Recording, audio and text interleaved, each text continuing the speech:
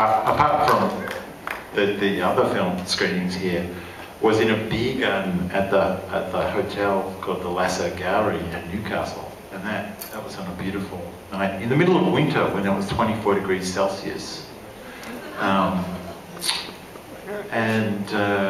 Because the publican from the Lasser Gallery Hotel, when he heard that I was a filmmaker, he said, "Oh, what kind of films do you make?" I said, "Well, I want to make this film called Streetsweeper." And he said, "How much money do you need?" I said, "Oh, I've got this idea to get money from a whole bunch of people." And he just went over to the till and got $200 out and gave it to me. And I said, "You know, I'm just going to stand here and drink that."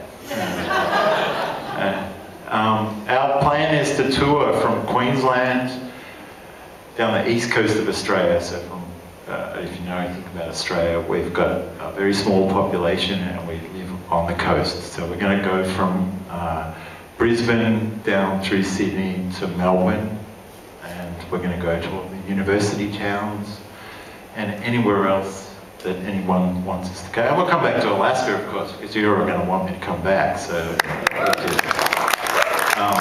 what I found about Alaska is how friendly everyone is, and I just feel like I went through some portal when I'm in another suburb of Newcastle. It's weird.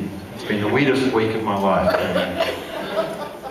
Does that answer your question? We're going to tour it ourselves, and cafes and pubs and alternative, because unfortunately 99% Australians are a very big film going population. 99%, well, about 90% of the films they're going to see are Hollywood films. The audience share of Australian films in Australia is 1%.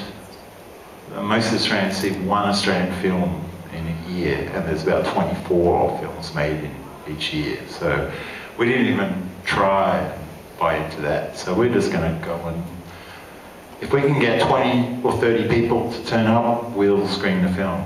That's what we're going to do. And I'll go and travel around in a car and hang out with people. Yeah. Sorry, question. Oh, stairs. Oh no, it's funny because, well, because he's a method actor, I wanted to torture him. Yeah, well, otherwise it's flat. What's the fun in that? No, The Mission, have you seen The Mission? The waterfall scene in The Mission? Come on, how good is that? You know, it's vertical. So yeah, you've got to have something vertical. And the stairs are funny. I tried to put as much humour in there as possible, but it's not very funny. But, anyone else? Yeah? What was your inspiration for the film? Well, 10 years ago I wanted to make a film like Taxi Driver. I wanted to make a film about a loner who lived on the periphery of a very urban, modern, rich society, but who wasn't really a part of that society. And then I was also inspired by Naked, the Mike Leigh film from London. The guy walked around, did a lot of monologues. And I did write a couple of versions of the film that were a lot more conventional. But when we got close to making the film, we realized that the total budget was 10,000 American dollars. And we shot it in 3 days. So what I decided was, hey, why don't we go the other way and make a more kind of Antonioni kind of film, a more new wave. I wanted to make a film on the streets outside of a studio environment, and that kind of liberated us. And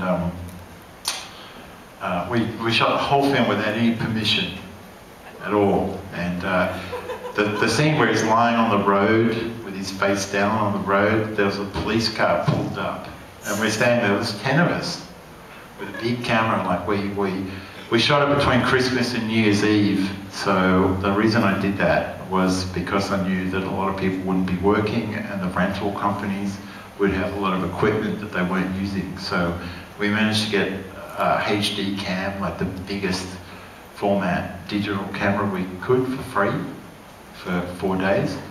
And we used just a very ordinary kind of dolly.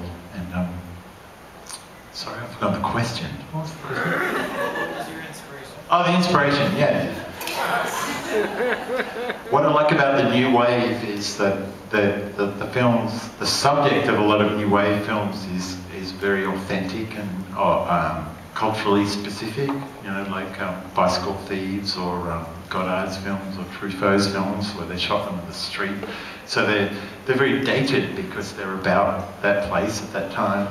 But then, so they've got this documentary feel about them, but then they're also a bit experimental in terms of the filmmaking. They're a bit expressionistic, so they're the kind of films I'm interested in. You know, like liberated by the fact that the investors were just happy if they got a bit of cheese and cabanossi at the opening night, and they weren't trying to, you know, tell me that it needed someone, Mel Gibson or someone famous in the lead role.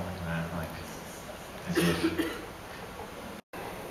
Well, the police car, they just waved at us. Oh yeah, making a film.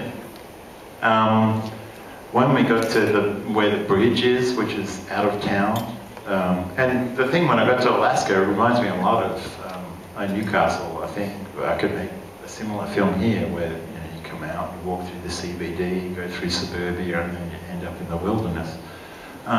We were shooting near the bridge there, and there's a couple of service stations, or petrol stations, or gas stations, whatever you call them, and one of the crew members went to the service station to buy some drinks, and the clerk at the cash register said, what's going on out there? And our stock standard answer, because we kept thinking that at any point, because we were shooting 14-hour days in the city without any permission, we were just waiting to be closed down. Our stock standard answer was that we were students. We're just students making a short film. Yeah. And this guy, he's a clerk in a service station, goes, yeah, it looks pretty organised for a short film. But then, yeah, so even he could tell that we were serious because we had a big camera. And a big crew, you know, 10 people. So, but I had, for the 10 people who were on the shoot, there were 4 or 6 people back at my house cooking. And if anyone's interested in making films, spend the money on food. Seriously, we had great food. I spent a lot of time scheduling the shoot so that within every 3 hours, we only shot for 2.5 hours, and then we had a half-hour break. So we had breakfast, morning tea, lunch, afternoon tea, dinner, evening thing, and then afterwards people could come back to my house. And the last night when we filmed under the bridge, we actually finished half an hour early. So I had to ring home and say, get that barbecue started and get the beer on ice because we're finished. We actually finished early, which is, in my 20 years of making films, has never happened. So, yeah, we had some great food, and that makes everyone happy. And I scheduled it so that people would turn up in a park or a corner of such and such street, and we would get there and eat the food and then walk on.